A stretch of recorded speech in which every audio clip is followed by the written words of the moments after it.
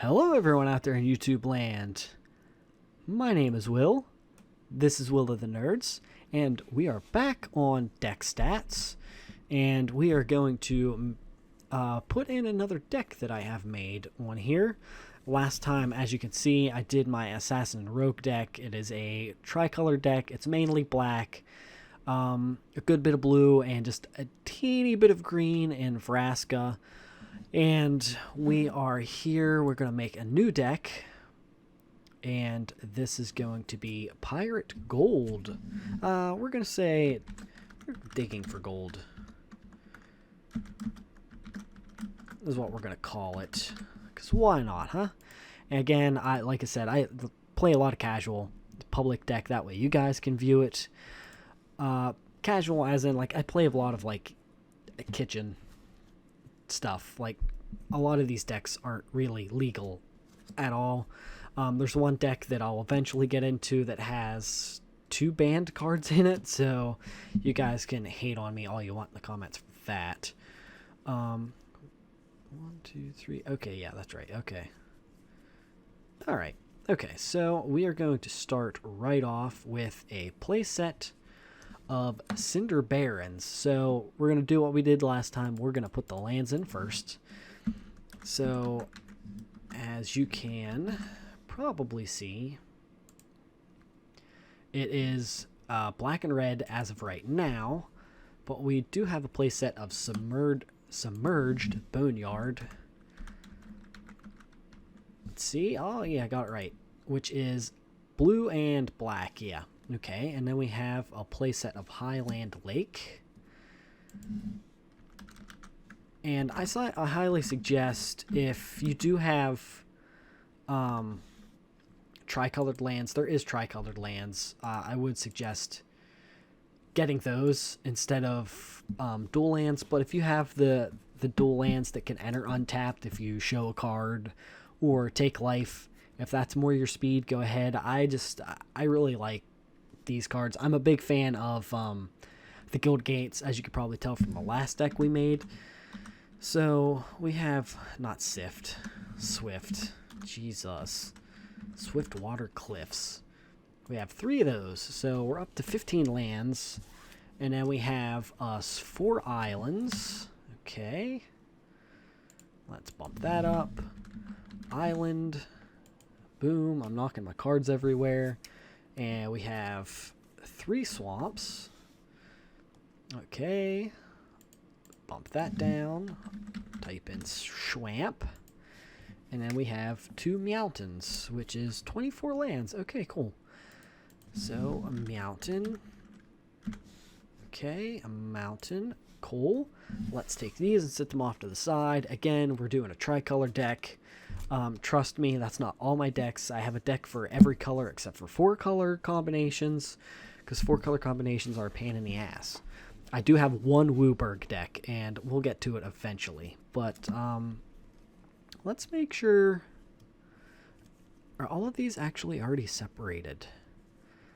I think they are. Okay, cool. So, and just, they're not going to be in color coordinated order this time. But we're going to go with Hornswoggle, which I have a playset of. Hornswoggle is... Oops. It is the... If I can spell right. Apparently not.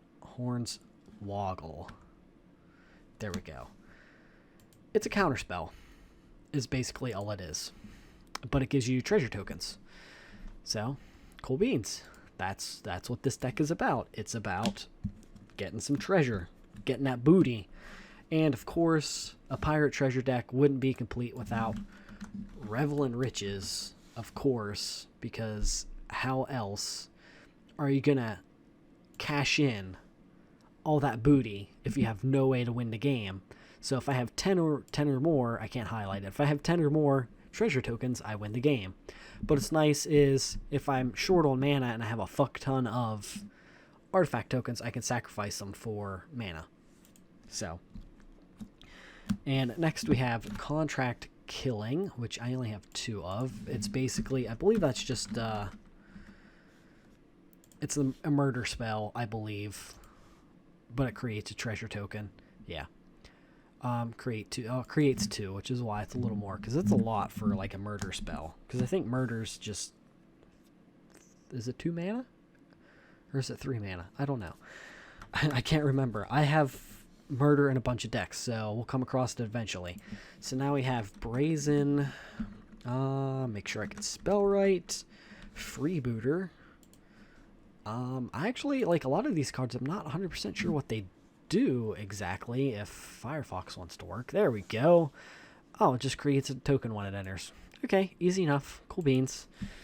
Then we have, what is this? Pitless Plunder. Okay. Again, I don't know how to spell. Is it? Yeah. Oh, Pitiless Plunder. Jesus. There we go. Piteous Plunderer. Oh my god. Well, I'm terrible. I can't read either. Oh, what am I gonna do if this YouTube thing doesn't work out, man? Like, I'm pretty well fucked. Wow, that's expensive for an uncommon card. Whenever a creature I control dies, I create a token. I can see why. And then we have Pirate's Prize. Boom, boom. Pirate's Prize. Just got 2 of those again. Let's see what it does. Because some of these, like, I haven't played a lot of these cards in a while. Okay, it's card draw. Awesome. Beautiful. We have Wily Goblin. Okay. Wily Goblin. I think it's just a goblin. It creates tokens. Yeah, when it enters, yeah. Okay. Then we have Brass's Bounty. Alright. Let's see what Brass's Bounty does. I guess it's all in alphabetical order there. Oh, for each land you control. Okay, so that, yeah, let's say that's a late game thing. If everything else fails, I guess, is why it's in there. Captain Lannery Storm, got 2 of her. There we go. She does a few things actually. Let's click on her. Oh, she has haste when it attacks, and whenever I sacrifice a treasure token, she gets stuff till end of turn. I'm really not a fan of the end of turn stuff, but hey, whatever. Dire Fleet Hoarder. Is it Dire Fleet Hoarder? It is Dire Fleet Hoarder. So let's go up and see what that does. When it dies. Okay, so it's basically just a chump blocker. And then we have almost a playset. I have 3 Deadeye Plunderers, which is a big part of this deck, because I believe it has some shenanigans. She's dirt cheap now too.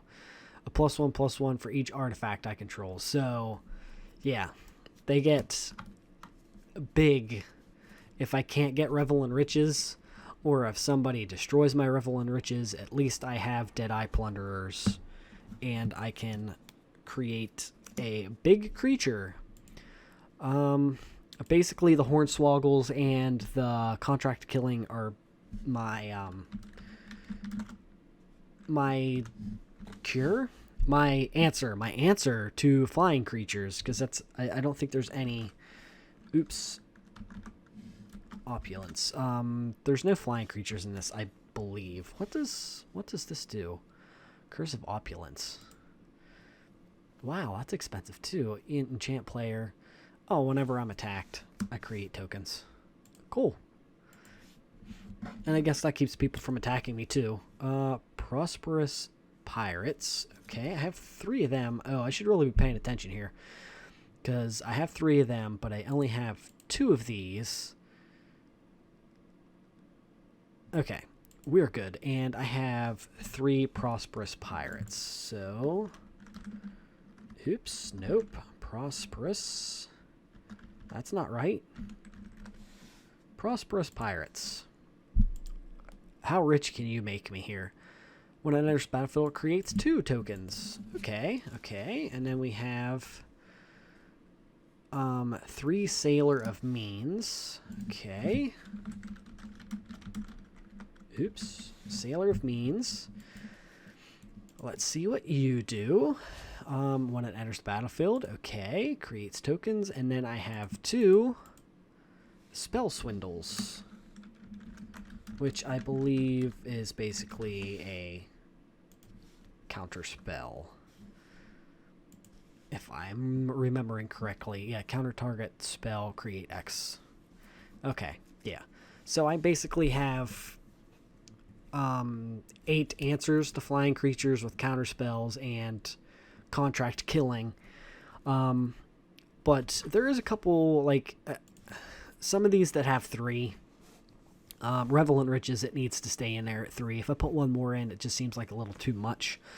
But, what is it? Sailor of Means and Prosperous Pirates. I can probably take 1 out, like maybe take out a Prosperous Pirates and put in another Deadeye Plunderer. Because it's 3, 4, 5, and Prosperous Pirates is 5. So, I mean, the trade-off isn't going to be much different other than like a different mana cost there. So, let's save this deck, right? Okay, I'm not going to share it, but if you guys want me to, I can go ahead and share them. So let's exit out of that. Let's look. 24 lands, 5 enchantments, 6 instants, 6 sorceries, and 19 creatures. Let's go over to the details. Okay. Alright, so the mana distribution and the mana source distribution, it's a little better. I could probably use maybe 2 less red mana sources and 2 more blue mana sources, but you know, it's not terrible. Let's see what the most expensive card is in this. So $17, Revel in Riches with 3 of them. And it comes out to $56. So I think we're right around the $50 mark with this deck and the last deck, right? So, I mean, look, they're not too expensive. If you think Magic's a very expensive hobby, I mean, I agree it can be. But if you're just looking to have fun and sit down and play with your friends, and if they're not very, like, competitive... Well, I mean, I guess competitive isn't the right word. If they're not very, like, into Magic, like, they go out and they want to play Standard, and they spend all their money in Standard, then you're probably not going to have a chance. But if they're into Modern and they just do... You know, they build a deck around maybe a collection of cards they have, or they have an idea for a deck. You know, I have a friend that builds a lot of decks that I have a couple decks that have answers to them, but if we're playing multiplayer, his decks can be annoying because I usually get focused down, which I should maybe take that as a compliment, meaning like I have annoying decks and I have decks that people don't like, but you know, that's just how it is. So the visual spoilers like last time. Let's go with the starting hand. That's a beautiful starting hand. Let's see, we got blue, so we'll play Submerged Boneyard there. Let's add another card. If that'll untap, let's slap down the Highland Lake because we still can't play nothing. Okay, that untaps. We could play Mountain and then play that. We got 3 mana out. We can't really play anything else. I mean, I guess we can. That's blue and 2, but we'll slap that down. And then we'll slap that down. We'll draw another card. We'll slap an island down, and that means we have 1, 2, 3, 4, 5 mana out. By turn 5, maybe we could play Contract Killing, but I say we play Prosperous Pirates for right now, because that gives us 2, 3, 4 right there. So we got 4, we can slap down this, and then I honestly would wait. I probably wouldn't play anything this turn. I would maybe see if I could counter something next turn to create a token to get 5. So we're on what, turn 5 there? And let's say nothing comes up for us to counter. But we got something to kill next turn. So we have the mana to do it. We'll destroy it. And now we're up to 2, 4, 5, 6 for our artifacts here. We got no more, but we can play Dire Horde, Dire Fleet Hoarder, and Captain Lannery Storm, and that leaves us Hornswoggle in our hand. Granted, we won't have mana to play it, but we'll have it. So when she attacks, she has haste, so she can drop and attack immediately. So there, that gives us, let's look here. That's 1, 2, 3, 4, 5, 6, 7. That's 8 right there. And look, let's. So we have 8. We know that we have this in hand. I say we wait. We plop that. We have 9 artifacts. Unless somebody's got artifact destruction, which usually in my play group they don't. We slap this down, slap that down. We have no cards in hand at this point, but we are 1 artifact away from winning the game. So turn 9, we got a mana. Like, we gotta hold out now. Gotta survive. So hopefully, if it all works out, it could go a lot better than this. If Captain Lannery Storm didn't die right away, we probably would have won around turn 8. So what?